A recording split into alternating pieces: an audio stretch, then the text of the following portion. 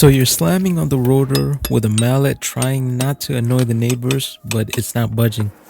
That's exactly when these bolts come in handy. Using these two threaded bolt holes, just thread in the appropriate size bolt by hand. Use your ratchet and keep threading in both sides evenly until you can feel the rotor separating from the hub assembly.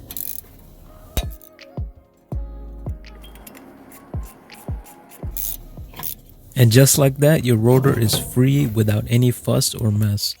Hope you found this video helpful. If you did, consider liking and subscribing, and the link for the bolt that I used will be in the description below.